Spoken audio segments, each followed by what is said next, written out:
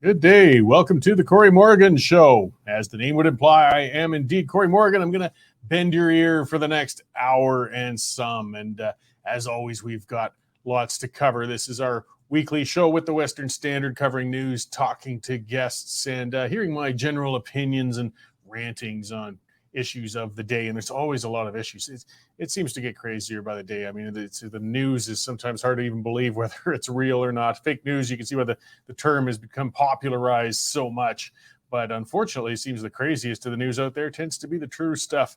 We'll cover a whole lot of that. I got a good guest coming in today. It's Jay Hill. He's the former House Leader for the Conservative Party of Canada. Many, many years of experience in the House of Commons as a parliamentarian, as we do have a fall session coming up, and we've got a lot of issues about to hit this fall with Justin Trudeau plummeting in the polls. We've got a housing crisis. We have all sorts of fantastic things going on, and we'll see how things are looking going into that season and what we can look forward to, I guess, as that goes. So for you guys tuning in live, hey, use that comment section. I see a few of you there, North Run Grader and others. Absolutely. I love having that discussion going. Send those comments and questions my way or my guests' way. We'll try and get to them. I don't necessarily read them all out, but I do see them all, and I appreciate it. Just keep things civil, guys. We don't have to be at each other's throats. We have Twitter for that. So let me get on to what has got me going today. I've got my usual opinion on things, and we do have a serious problem building on us right now. I mean, Canada, we need to have a serious discussion about our immigration levels. We have to have it fast. And it's a subject that conservative politicians, they shy away from, as they're going to inevitably be accused of racism. And of course, progressive politicians don't want to get into the issue because it's just been such an effective wedge against the conservatives. The politics have to stop, though, and reality has to set in. Canada is heading into a socioeconomic crisis due to the current immigration policies. A lack of affordable housing is hitting crisis levels across the country, and it's causing citizens and immigrants alike to suffer, while politicians spin their wheels with discussions of everything from rent control to basement suites, but they won't dare touch the immigration issue. One provincial cabinet minister in Nova Scotia even hinted at encouraging people with spare rooms to take boarders into your homes. Now, few politicians have the courage to state what's become the obvious. Canada needs to slam the brakes on immigration levels, and hard. I mean, to add insult to injury, a recent memo was leaked to Keean Bexte's counter-signal online that exposed that Prime Minister Trudeau was well aware of the crisis his immigration policies are fostering, and he purposely chose to ignore it. I mean, people have accepted that Trudeau is far from the sharpest prime minister the nation's ever had. It was quite believable to think Justin truly didn't realize the damages his policies would cause. Not that we should forgive Trudeau for his acts of idiocy, but it's worse when he actually knowingly causes the damage rather than ignorantly. The numbers presented in the memo were chilling. This is what Trudeau saw himself. Things are bad and they're poised to become much worse. Here's a quote direct from the report given directly to Trudeau and authored by Secretary of the Cabinet Janice Charette. CMHC, which is the Mortgage and Housing Corporation, projects that the housing stock in Canada will grow approximately 2.3 units between 2021 and 2030. When it incorporates economic factors alongside demographic factors, it projects an additional 3.5 million additional housing units are needed beyond the current projections to restore affordability. Think of those numbers. We're going to be short 3.5 million units within the next 7 years if we maintain this immigration course. And that memo states it outright. Immigration is the thing that's causing the challenge. It says the nation's going to need 665,000 new units a year to keep up with demand. In 2021, only 223,000 were built. You don't need to be a mathematician to see the looming catastrophe here. So why is Trudeau so fixated, even when warned, on bringing in record numbers of immigrants when it's harming the nation so much, even when the memos are coming in? Well, there's no sense beating around the bush here. The reason Trudeau won't bend is because he's a self-serving narcissist who's using mass immigration to try and cover up his years of gross fiscal mismanagement. Trudeau and his finance minister, Chrystia Freeland, have been crowing of late about how Canada is among the world leaders in GDP growth since the pandemic. And yeah, that's true. The reason, though, Canada is experiencing modest GDP growth, by the way, is because the massive numbers of immigrants have been brought into the country. Immigrants bring resources and skills, and they do help spur the economy. It gives the nation an injection of economic activity and bumps the overall GDP. The problem is, though, the GDP per capita is falling. See, while the nation as a whole is reporting growing economic numbers, citizens as individuals are becoming poorer. the economic bump from immigration isn't enough to cover the spreading of the wealth among more people. I mean, think of the examples this way. Look at India. Their economy and GDP have been growing for years, and good on them. But the nation still has a long way to go to catch up to the Western world. Their GDP is $3.2 trillion compared to Canada's $1.98. Gross GDP numbers don't reflect the nation's affluence, though, as well as per capita numbers do. India's GDP per capita, for example, is $2,250. Canada's GDP is $52,000. Now, Canada's per capita GDP numbers are seriously lagging, though, compared to comparable countries. Australia, over $60,000. And the United States is at $71,000. Ours is dropping.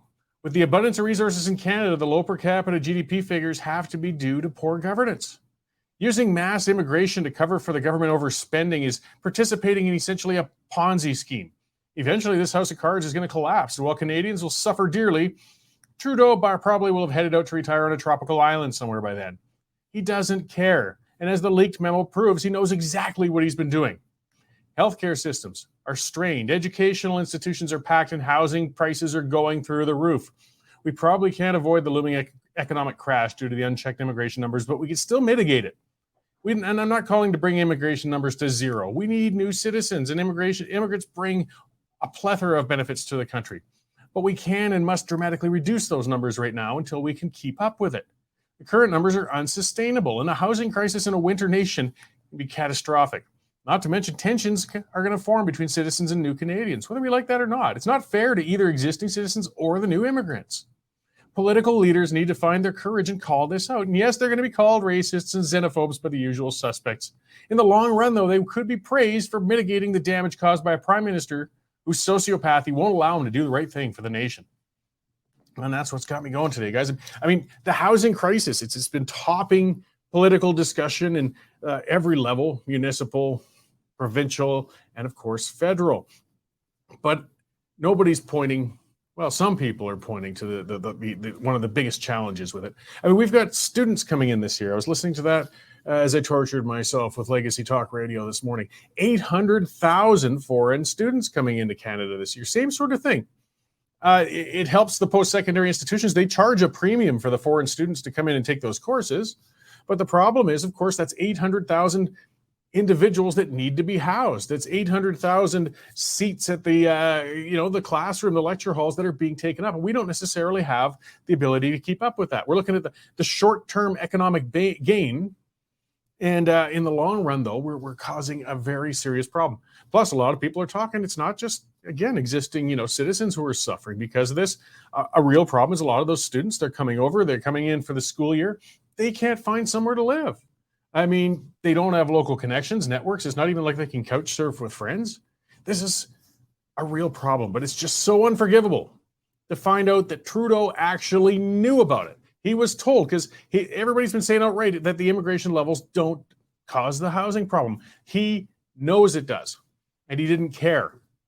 Because again, his ideology, his hopes for a legacy, something like that, put it beyond imposing any reality on it. Let's see what else we got. Looking at the Western Standard, I'm afraid Dave Naylor, our news editor, usually comes in at this time and gives us an update and everything else that's going on out there. But he's not available today, so you're stuck with me for the whole thing, at least until Jay Hale gets in here. But one of the great stories that's been sitting high up there on the Western Standard site there, westernstandard.news, is from Linda Slobodian. She writes fantastic columns, very prolific on the Western Standard, and saying not enough soldiers to stand on guard for thee or anybody else. This is another problem happening in Canada. Our armed forces they're atrophying, they're shriveling. We've been hearing about this for years, and again, same sort of thing. The Prime Minister pays lip service to it. He loves flying overseas and pretending Canada is a player with NATO or other large nations. They don't take him seriously. They don't take Canada seriously. Part of it is we can't pull our weight when it comes to military spending. We won't pull our weight when it comes to military spending. So yeah, we're at 34,000 people now in our complete military forces, and it's expected to drop to 31,000. Again, and this was warned by retired Lieutenant Colonel David Redman. We've got a real problem as our forces continue to decline. And it's not just for overseas peacekeeping, things like that. We have seen with emergencies, fires, a lot of domestic needs having a large armed forces or people on the ground, it can be very, very good and beneficial for the country. But we're letting that lag. Again, this is the government, the nation of kicking the can down the road. They just don't want to make hard decisions. These shouldn't even be hard decisions. But nah, we'll just put that off. We'll put that off. We'll put that off. It's going to be a big, big mess to clean up whenever the heck Trudeau's out of there. Let's see. Something else to talk about, of course, the Tamara Leach, Chris Barber trial. That's been going on. So, the full criminal trial started, I believe, yesterday in the Ottawa and the courts there. They're quibbling over whether it was an occupation or not. It's going to be a little painful watching the defense and, such going at each other. I mean, basically, they're rehashing all of the discussions that we've heard over the last year, particularly with the bail hearings when they were inexcusably holding, Tamara Leach without bail, as if she was really going to present a threat of forming another convoy to go out to Ottawa or something like that. I don't think, as Cindy says, they're not going to get a fair trial. I don't know. We'll see. There's some justices who do take their job seriously, but it's hard to say. I mean, there's definitely, the government wants to make an example of them. They want to crush them down. We're seeing the weight of the law falling on people for organizing this peaceful protest. And it was a problematic, it certainly caused a lot of ire and economic disruption and many things, but it was peaceful compared to many, many protests that weren't, of all sorts. We've never seen such a prosecution of people for something like this. And no, Cindy, I doubt they will get a fair one, because we've seen that recently as well, that Trudeau, the amount of judges who coincidentally were appointed by Trudeau and happened to have donated to his political causes, there's quite an overlap going on in there. So they want to keep Justin Trudeau happy. The biggest crime the convoy committed was to embarrass Prime Minister Justin Trudeau, the egotistical, vain little man Prime Minister we have. And of course, he looked to, he doesn't even really care so much what Canadians think. He wants to look good on the world scene. And the world looked and saw a man who had lost control of his own country, who invoked the Emergencies Act against his own citizens over a protest that probably could have been calmed if he just had the wits. And that's a big ask of him. I understand that. But still, to get out there and actually communicate with them at first, or at least gain that high ground, get out there, talk to them. He wouldn't do it. He dug his little heels in with his cute little socks and said, no, let's invoke the Emergencies Act, just like my dad did. Because I think Justin he's got some big shoes to fill there with his father. And that wasn't the right path to go to try and do so. Let's see, Mr. Stonley commenter saying almost every problem Canada has is due to immigration. See, that I disagree with. And that's where the discussion goes a little wrong somewhat too and everything. The problem isn't immigration in itself. It's unchecked immigration. It's this mass immigration. We get 500,000 people a year, and that's not including the students and temporary workers and visas and things like that coming in, and we can't necessarily accommodate them. But we still need immigrants coming in from all over the world, all sorts of countries. And they bring in all sorts of skills, fantastic benefits for us in many, many ways. So, I mean, it's not a black and white conversation, this one. It's a matter, though, of responsibly having immigration, looking at it with a plan, making sure that you can integrate and accommodate, whether socially or economically or both, when you're bringing people in. And we are not doing that. We are not doing that. I was listening, and it was, a lot of Ukrainian refugees have been brought into Canada, and people have been putting them up and things such as that. We're actually having some that have been saying it. They're leaving Alberta and going back to Ukraine because they can't afford the cost of living out here, and they're having difficulty settling in and getting established. Like, if you're going to bring in the refugees, great, but you've got to be able to accommodate them, and that's what we don't do. We virtue signal. I shouldn't say we so much, but I guess, it's on our behalf, and Trudeau loves doing that, so he's going to be the world's savior and offers to bring so many people in, which is great, but if you can't properly house and accommodate them, then you're not doing them any favors, nor anybody else around them. Again, it's not saying go to zero, but we've got to reestablish, what the heck is going on, what's going to be the proper levels to balance things with us right now. As I said, it's a Ponzi scheme right now, and it's for Trudeau's political benefit, not for the nation's benefit. All right, but so, setting the federal stage a little bit before I get to my guest here, who's just come in and been seated. We got Jay Hill in, as I said earlier, was the Conservative House leader for quite some years. You were in politics in Parliament for quite a while. Don't want to fully date you there, but you're a little past 40. And I love it when you come in because you can add so much, experienced insight into the federal scene. And we're coming into another political season this year that looks like a lively one. Well, thanks, Cory. It's always a pleasure to be on your program and exchange points of view with yourself and obviously have a voice with the audience that you've attracted to your program. Yeah, thanks. So we've got what's obviously going to be a very heated session coming up. I mean, they always are, but some can be worse than others. And we've got a federal government that seems to finally be on the rocks, I guess you could say. I mean, in the polls, they're really dipping terribly. The prime minister has been trying a cabinet shuffle and other little things to see if he can't reset the clock, and it doesn't seem to have worked. What do you think, I guess strategically, we can look forward to from the Liberals to try and reestablish themselves as this session hits? I mean, they've got to really try and take control. Well, they do. And I don't see anything on the horizon, Cory. I mean, we haven't heard of any new initiatives, any new government legislation. It's a bit early because we're still a couple of weeks out of the reconvening of Parliament on the 18th. So it's a little bit early to know exactly what legislation the government's going to be bringing forward when the House of Commons starts sitting again. But we haven't heard anything, that would be sort of a piece of legislation, perhaps a bit controversial, but certainly with widespread support that could shift the focus, in particular the focus of the media, but also of the opposition parties, away from a succession of scandal. And as you were mentioning, just the immigration issue alone, just before I came on your program, there are so many issues. I was taking a look at it when I knew I was going to come on your show. And it's going to be very difficult for the opposition to focus and narrow it down to, say, 2 or 3 issues, because there's so many that have been a minor crises for Trudeau and his government. And immigration is one. I mean, because it's directly linked to the housing crisis, right? As you were saying, is that why are we increasing immigration? We should be decreasing it, but why are we increasing immigration when there are 2 major problems for new immigrants? One is to get some reasonably priced housing, if they can find any at all. And the second one is the dismal state of our healthcare system. Are they going to be able to get a doctor for themselves and their families?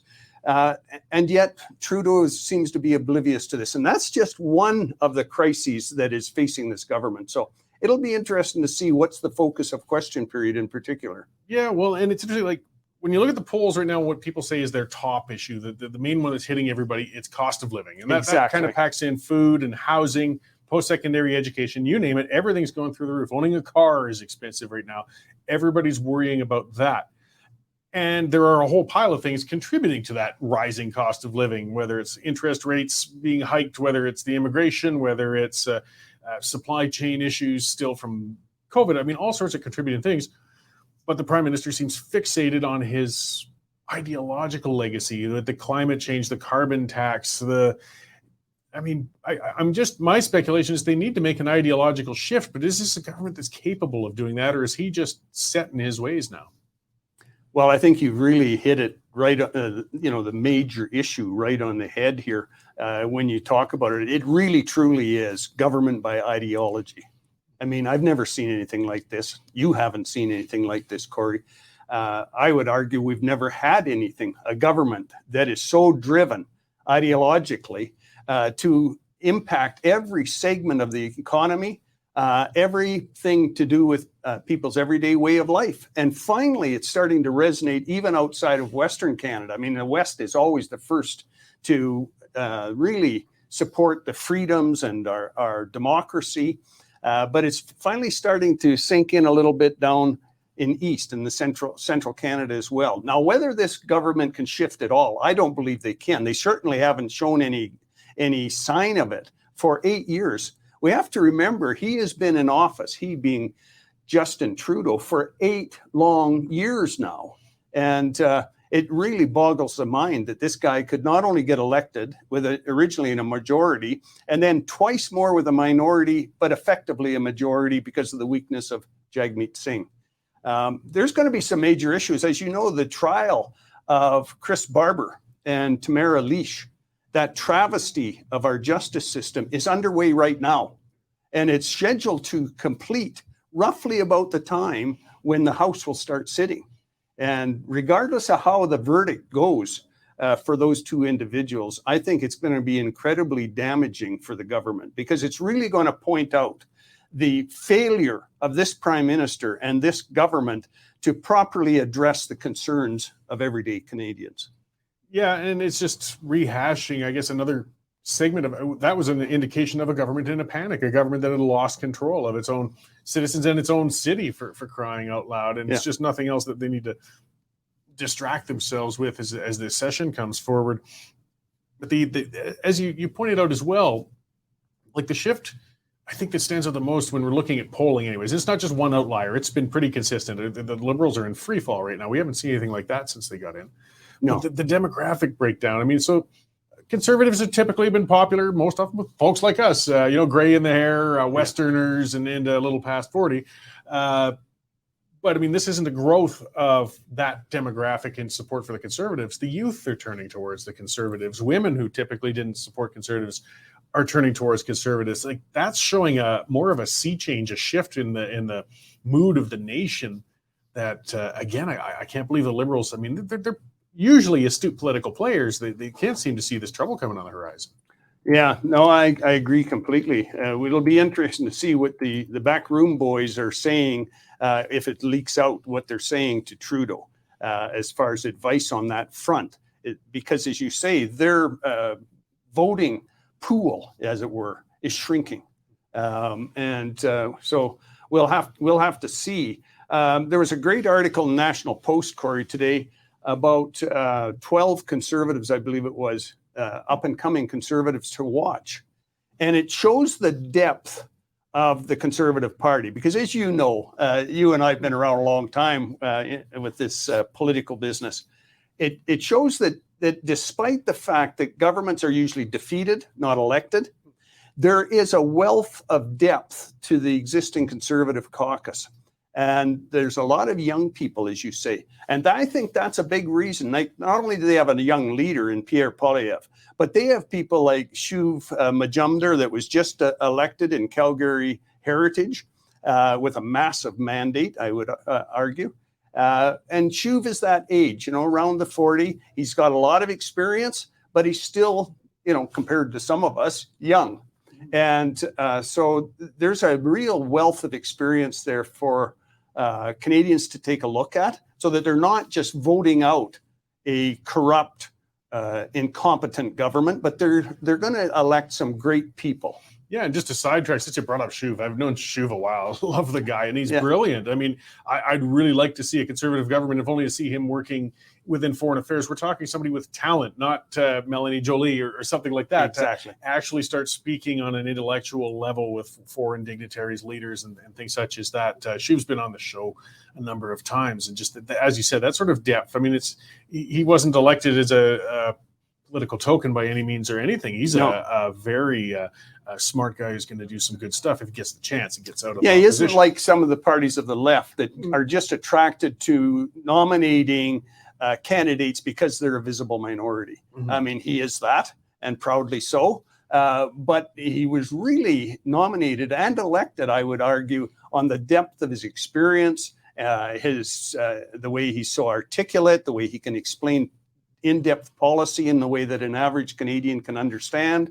And if we had a cabinet made up of people like Shuv Majumdar, instead of the disastrous group of people that Trudeau has attracted, we would see Canada start to revert from being the embarrassment that we've become and return to a cabinet of experienced and capable people like we had under Stephen Harper.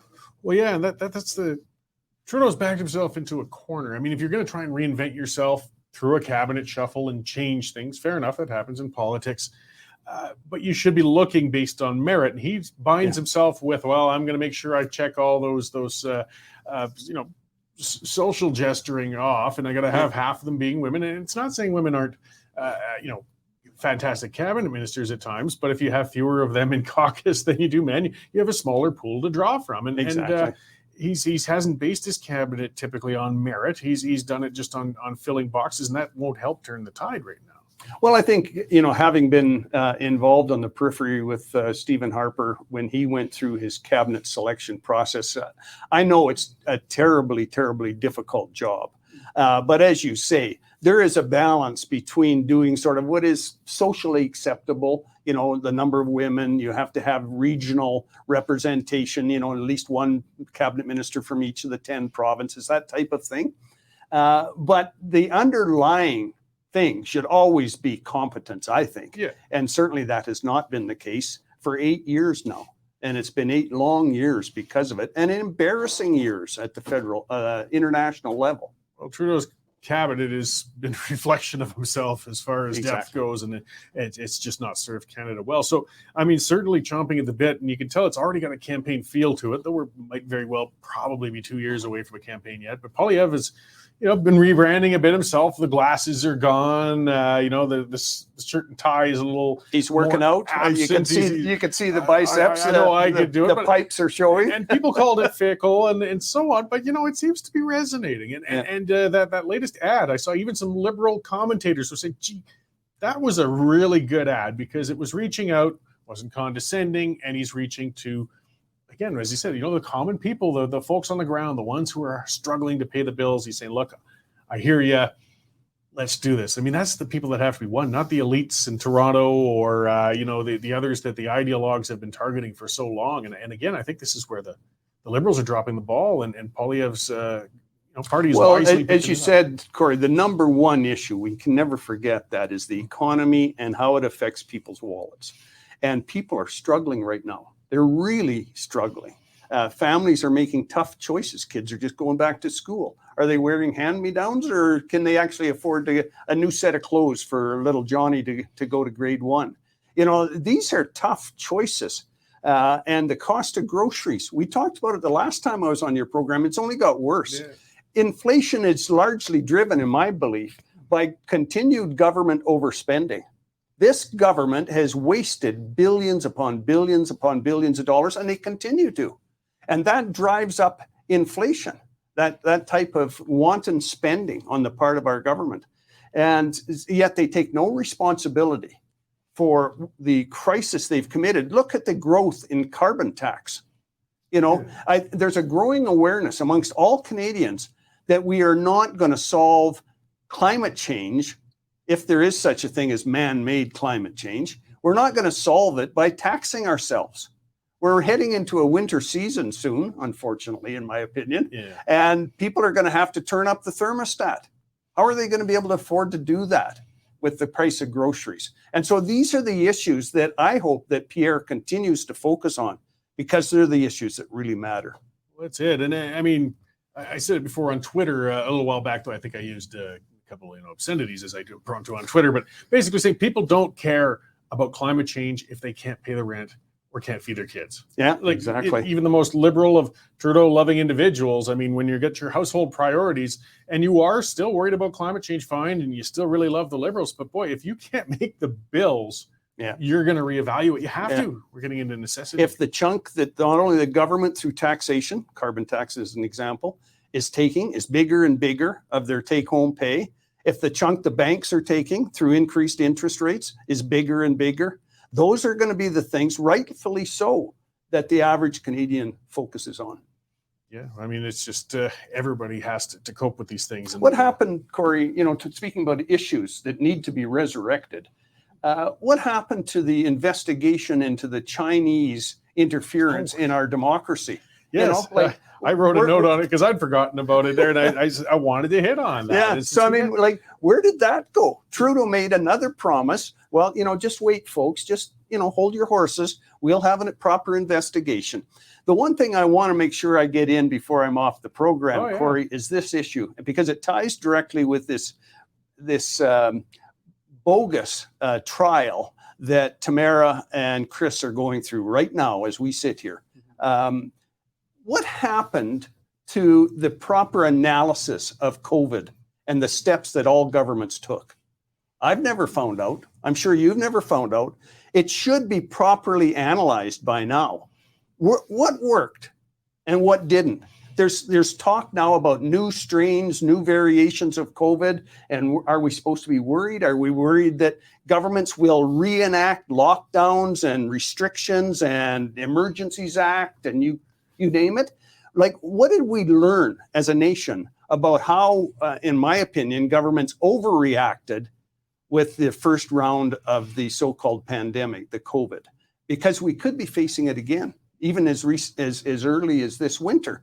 And yet there's been no release of a public investigation of what was done and what worked. Just an unvarnished one. I mean, during the pandemic, when things were happening, that's something I was screaming into the wind. Like, we need to do a cost benefit. There's a cost with every action of the government. Is there a benefit? If they could demonstrate somehow that, okay, giving a vaccine passport to restaurants somehow inexplicably is going to save, if you could demonstrate it's going to save tens of thousands of lives, hundreds of thousands of lives, as they tried to claim, I might start moving to that side if it really was the bubonic plague or something going on like that. But it comes at a cost. They act as if it didn't. These restaurants lost customers. These restaurants lost revenue. People weren't coming in. And it has to be weighed. I mean, that if it saves one life logic is one of the dumbest things you could ever hear from somebody. Right. But that's how we worked on it, basically. If we could claim that we saved one life, we could claim the amount of freedom infringements. It's beyond the pale. So you're right. I mean, a review just to look back. And no, there hasn't been a sign of that yet. And I would think that there's a perfect opportunity. As a former politician and serving longer in opposition than I did in government, twice I was tasked with organizing question period, first for the Reform Party and later for Prime Minister Harper. And, when I look at question period and what they should be focusing on, I would argue that the clear opposition, the Conservative Party, should be focusing on this because they can tie it quite neatly into this trial that's going on, that's front and center, foremost in people's minds. Okay, we're seeing this every day play out in the media about Tamara and Chris Barber.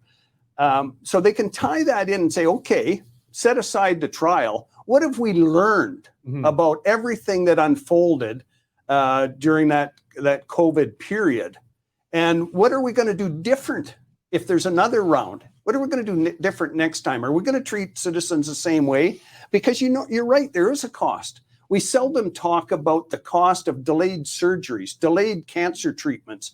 How many people did we lose from that? Because we were so worried about, overpopulating our emergency departments in our hospitals, our emergency part of the hospital, that we cut off any surgeries that were necessary. Yeah. People died waiting. There's no doubt about it. Yeah. Or the social cost. Children at the most influential, of age, developmental, had their school disrupted for 2 years. It was a mess, and they were scared. They were in, they were out. That's going to cost for generations. Yeah. And again, and the worst part with that one is we should examine, we got lucky. And we weren't allowed to say it earlier, but there's truth to it. Kids are immune from COVID. I'm going to say it. They're immune from COVID. I mean, we got lucky, aside from some who were already ill or something, typically they did. So, I mean, they were the ones we really never should have locked down.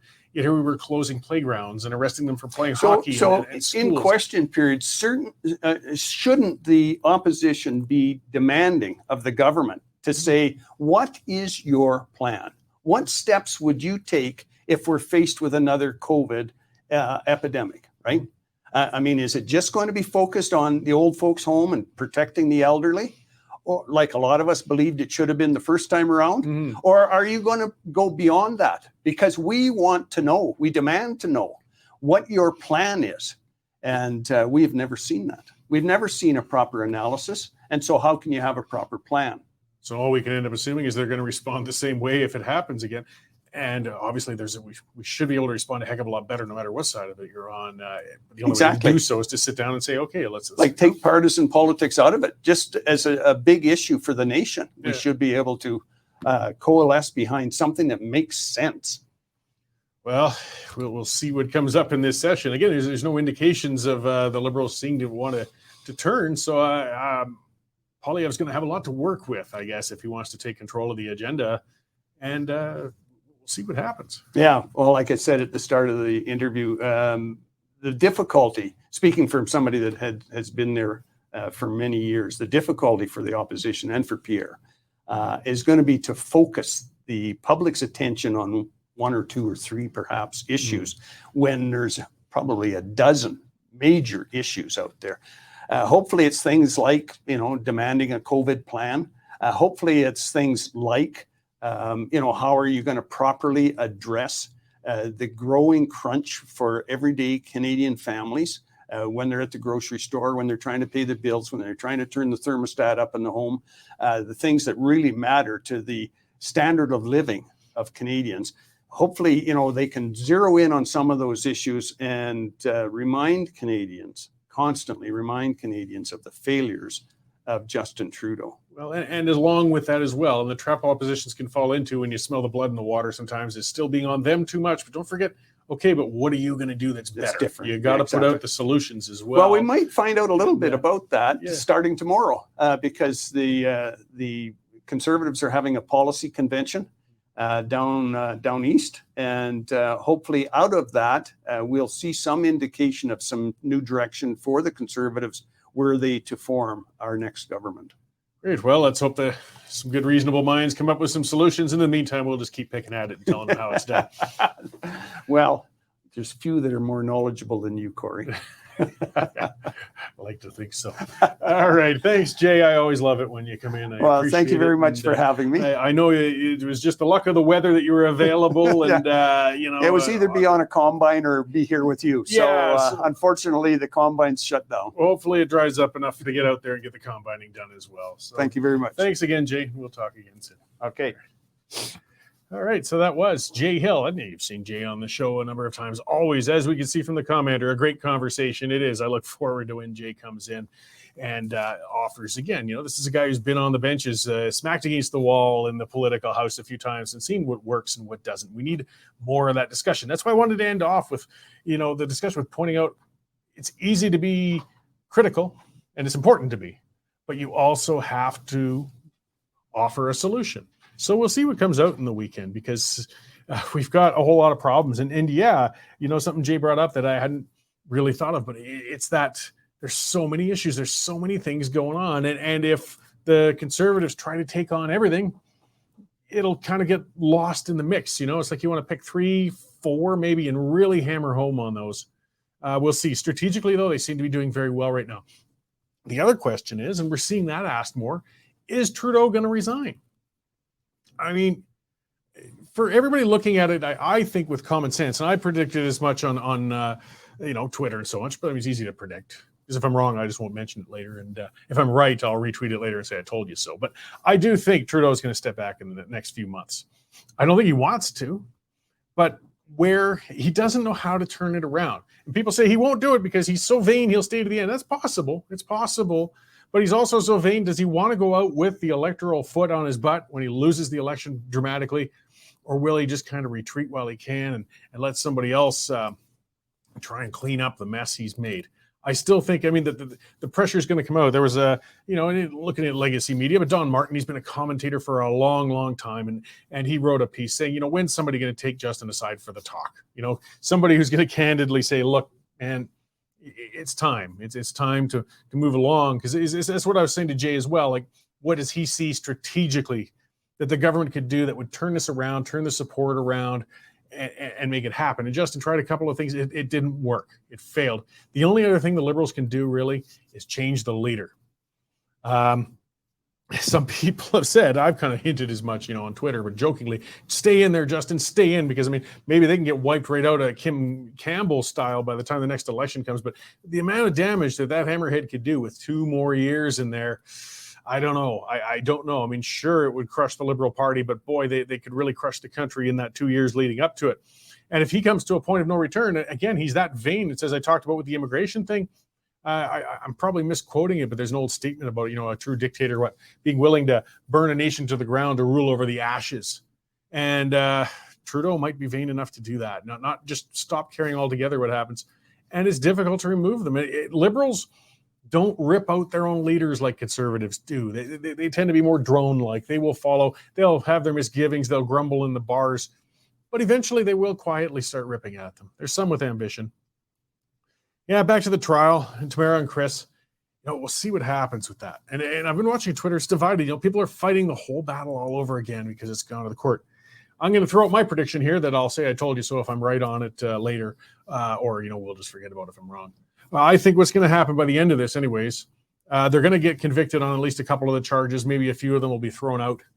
I think that the sentences will be suspended based on the amount of time they spent in custody already. And perhaps a fine. That's what I think is going to happen.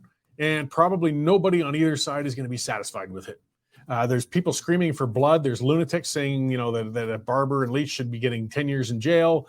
And, there's other people saying that they shouldn't get as much as a parking ticket. Now, where it's going to land is somewhere in the middle.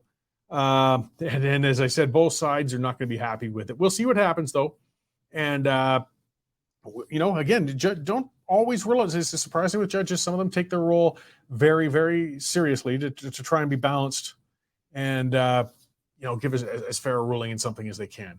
Because, these guys aren't villains. They aren't criminals. They didn't lead. Some of the language, and it drives me bananas. They didn't lead an insurrection. A lot of people try to compare this, and they're comparing because some of the sentencing's happening with the stuff that happened on January 6th in the States. January 6th was different.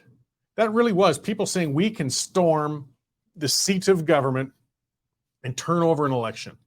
Most of the people in the crowds outside probably weren't even thinking that, but there were many running it. That's what they were trying to do. That is the definition of an insurrection. It really is. And I don't want to go down the rabbit hole of whether the election was fair or corrupted or not or whatever. The bottom line is when you've had an election and a group of people try to overturn it by force, that's an insurrection. That never happened in Ottawa. That never happened with the convoy. That was never the intent of the convoy. The only thing close was some goofy memorandum of understanding on a Facebook page. I hope that comes up in the courts. People say, look at this. They're talking about going to the Governor General and turning over the Prime Minister. Oh, yeah, that was realistic. Why don't get ET to come back home and fix things? Guys, it wasn't going to happen. It was some nutbar on Facebook who has absolutely no understanding of the government of Canada. Had nothing to do with the convoy protest. Aside from that weird little thing, nobody was trying to storm Parliament. Nobody was trying to tear the Prime Minister out of power. Their demand, whether you want to see it as reasonable or not reasonable, was having the mandates end. That's it. It's a big demand. It's a demand the government wasn't willing to back off on. But there was no insurrection. These guys are not the types of people that are looking to harm people. Again, think of the time frame. Look at all the protests we've seen over all of our lives. They usually end up with smashed windows, rioting, turned over cars, assaults. None of that happened. The worst thing that happened was horns were honked that really annoyed the hell out of a lot of people in Ottawa for a while. And, again, you're going to have that discussion, but we can't call it an insurrection. It was nothing like that. And if it was, people would have been charged for it. That's the bottom line. They're charged with mischief. And that can come with some pretty heavy consequences, mischief. Mischief is kind of a blanket charge that can range from everywhere from a little bit of graffiti all the way to organizing a protest. But part of what the judge has to look at as well, how much threat is that they're going to do it again? How much risk is there? And the irony is, if the judge cracked down and gave them 5 years in jail each, he will martyr them. And that will increase the chances of larger future protests. I'm not saying it should be a threat anyways or whatnot, but that's the reality of it. If he cracks down hard, and it won't prevent. Isn't that the goal, to prevent? I've seen no language, no attitude. Tamara's been on the show a number of times. The mandates are gone. They're not interested. They're not chronic protesters like a lot of left-wingers are.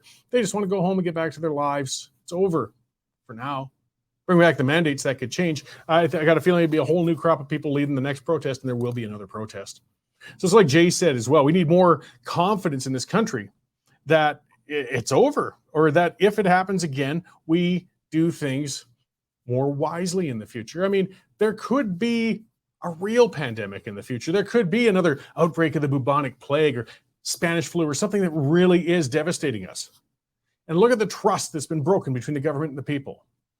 People won't voluntarily lock down. They won't put up with it nearly as easily in the future as they did last time because they realized the government deceived them. The government overreacted and the government did a lot of terrible actions that didn't help make people safer whatsoever. So if a real threat comes along, a real pandemic, we're going to have people protesting against measures that might actually have helped us. If there really was leprosy going around, maybe we would want to isolate people a little bit. Nobody's got the trust now. Maybe if we examine a little bit, as I said, do a bit of cost benefit, look what happened, see what was done right, see what was done wrong, people would feel a little more confident in the leadership if and when another catastrophe comes. We'll see. Okay, that's the time I got for today, guys. There's a lot more stuff I want to talk about, but Jay and I went on long. We covered a lot of stuff, and that's okay. And we're going to cover more. I'll be hosting The Pipeline, which is another Western Standard production. That'll be airing a little later as well. Tune in for that. We'll be discussing more of these issues, including the trial and some other things. And keep an eye, westernstandardonline.news. Guys, take out a membership. That's how we stay independent. $9.99 a month, $100 a year. Worth every nickel, guys, and it allows us to keep doing what we're doing. So thanks for tuning in today, guys, and we'll do it all again next week.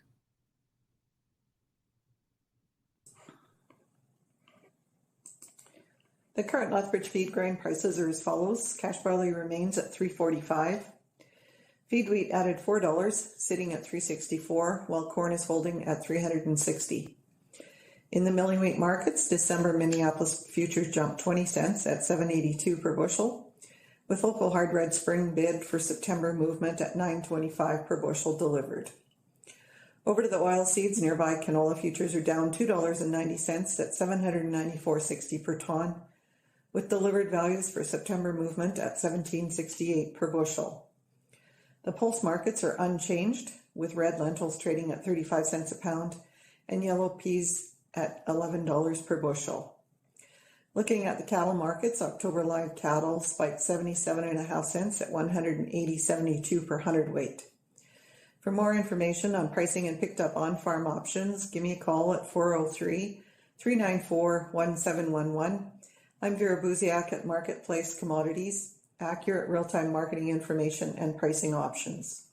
Canadian Shooting Sports Association. Without the CSSA, our gun rights would have been taken long ago. These guys are on the front lines helping to draft smart and intelligent firearms regulations and legislation in Canada, and more importantly, educating the public about how we keep guns out of the hands of the wrong people. We've become a member. It's absolutely worth every penny.